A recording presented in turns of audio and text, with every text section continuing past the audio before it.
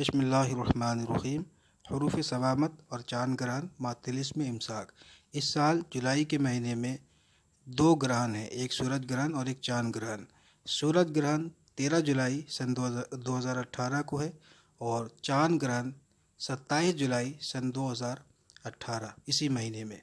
یہ video blog چاند گرہن کے تعلق سے جو میرے احباب نے سوال کیا ہے اس تعلق سے ہے، جبکہ 13 تاریخ کو جو سورج گرہن ہے اس میں آپ اس ویڈیو بلاگ میں جو طریقہ حروف ثوابت کی زکوٰۃ کا مختصراً بتایا جائے گا، اس طریقے سے ہمارے روحانی ممبران احباب زکوٰۃ ادا کر سکتے ہیں، اور جنہوں نے زکوٰۃ ادا کر لی ہے وہ اس میں ایک خاص صدری نقش میں پیش کر رہا ہوں، اسے لکھ لیں اور بوقت ضرورت اسے کام میں لا سکتے ہیں۔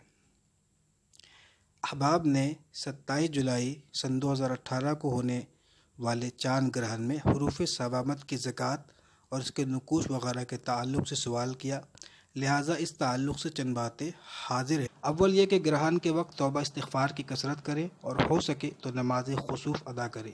اگر حروف ثوابت کی زکوٰۃ کا ارادہ ہو یا اعادہ کرنے کی ضرورت ہو تو تنہائی میں 543 مرتبہ ان حروف کو ایک سفید کاغذ پر نیلی سیاہی سے لکھیں اور لکھتے وقت مطلق خاموش رہے۔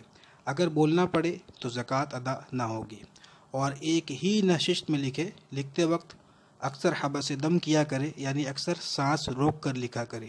جب 543 کی تعداد مکمل ہو جائے اس کاغذ کو اگر ممکن ہو سکے اسی وقت قبرستان میں دفن کر دیں، اور اگر یہ زکوٰۃ بھی قبرستان ہی میں ادا کرے تو لاجواب، لیکن مبتدی حضرات کے لیے گھر میں ہی ادا کرنا مناسب ہے، اور اس وقت ممکن نہ ہو تو بعد میں اس کاغذ کو قبرستان میں دفن کرے یا کسی سے کرا دے۔ اب آپ عامل حروف ثوابت کے ہو گئے، لیکن بغیر اجازت کے اس کی زکوٰۃ ادا کرنے کی زحمت نہ اٹھائے، ورنہ محنت اکارت جائے گی اور رجت کا شکار ہو کر بندھ جائیں گے۔ جب زکوٰۃ ادا کر چکے تو ہمیشہ 13 مرتبہ روزانہ لکھتا رہے، ایک عرصہ تک مداومت جاری رکھے، پھر ضرورت نہیں رہے گی اور عمل تا حیات جاری رہے گا۔ اور جو احباب پہلے سے ہی اس کے عامل ہیں ان کے لیے ایک تحفہ روحانی پیش خدمت ہے۔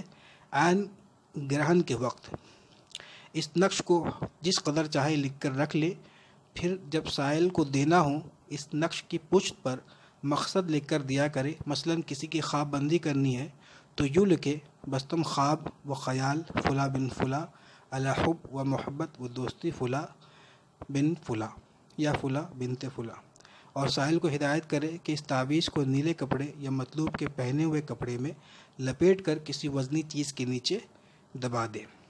یہ تو ایک مقصد کے لیے بتایا، سینکڑوں ہزاروں مقاصد بندش کے آپ اس نقش سے فائدہ اٹھا سکتے ہیں، اور بندش کے بہت ساری عبارتیں آپ میری ویب سائٹ پر وہاں جا کر دیکھ سکتے ہیں۔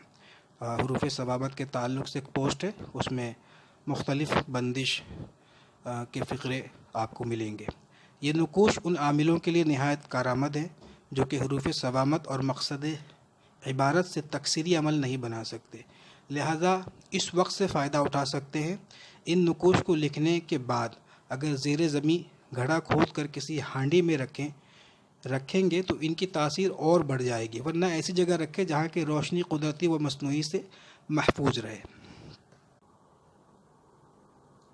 نقش یہ ہے، پہلے خانے میں 510 لکھنا ہے۔ پہلے تو آپ کو یہ دیوار بنانی ہے،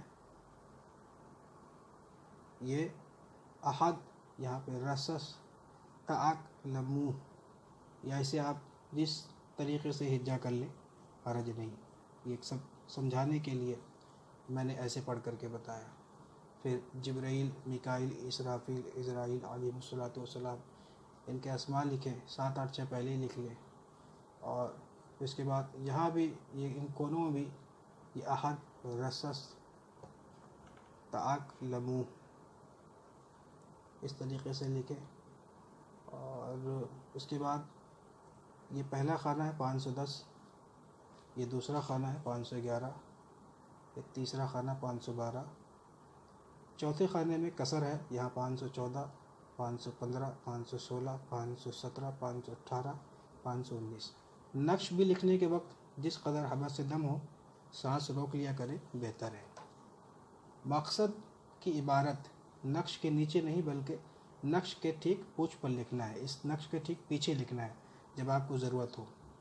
لگے ہاتھ ایک تحفہ اور پیش کیا دیتا ہوں۔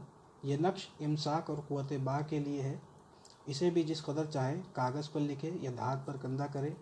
امساک کے لیے عجیب تحفہ ہے، قیمتی دواؤں سے جو فائدہ نہیں ہوتا اس طلسم سے ہوگا انشاءاللہ تعالی۔ اور یہ نقش مخمس ہے، اس کی بھی آپ دیوار بنا لیں۔ قولہ الحق ولہ الملک۔ اور بسم اللہ الرحمن الرحیم، کاف یا عین صاد حا میم عین سین قاف، اور اس کے بعد آپ نقش لکھیں۔ یہ پہلا خانہ ہے 6232، یہ دوسرا خانہ ہے 6233، یہ تیسرا خانہ ہے 6234۔ اسی طریقے سے ایک ایک کے اضافے سے یہ خانہ بھرتے جائیں گے۔ یہ دیکھیے یہ چوتھا خانہ ہے 35، 36، 37، 38، 39، 40، 41۔ اب یہ 11واں خانہ جو ہے اس میں کسر ہے، لہٰذا یہاں پر 6241 کے بعد 6242 نہیں 6243 ہوگا، اور پھر اس کے بعد حسب معمول 6244، 6245، پھر یہ آ کر کے 6257 میں ختم ہے، یعنی کہ 25 خانوں کا یہ نقش ہے۔ پھر اس کے بعد آپ نیچے یہ طلسم جیسے یہ لکھا ہے بعین ہی، اس طلسم کو ایسے لکھے۔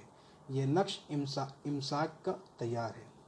یہ نقش مخمس عین گرہن کے وقت لکھے، اور جس کے نیچے مذکورہ طلسم نقش مخمس جنہوں نے نہیں بھرا ہے ان کے لیے بتا دوں کہ آپ جیسے نقش مربع یا مثلث چال سے بھرتے ہیں بالکل اسی طرح یہ نقش بھی چال سے ہی بھرا جائے گا، جیسے کہ ابھی میں نے بتایا۔ اور چال سمجھنے کے لیے آسان طریقہ یہ ہے کہ نقش کے تمام خانوں میں جو اعداد سب سے کم ہوں وہ خانہ اول کہلاتا ہے، پھر اس کے بعد والا عدد ایک کے اضافے کے ساتھ خانہ دوم علی ھذا القیاس۔ اس نقش کے 11ویں خانے میں کسر ہے، لہذا وہاں 6242 کی جگہ 6243 لکھا جائے گا، اور نقش کا پہلا خانہ 6232 سے شروع ہوتا ہے اور 6257 پر ختم۔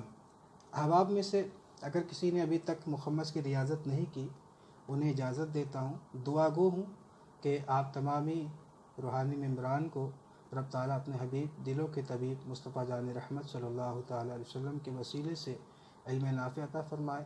آخر کو دعاؤں میں یاد رکھیے، اور میرے والد ماجد مرحوم مغفور کے لیے دعائیں مغفرت کریں۔ فقیر قادری گدائی چشتی محمد عمران رضوی۔ اور حروف ثوابت کی زکوٰۃ سے قبل صدقہ ضرور دیں، اور صدقے میں شکر یا میٹھی چیز دینا ضروری نہیں، کچھ بھی دے سکتے ہیں، اور نقد رقم بھی کسی مستحق غریب کو دے سکتے ہیں۔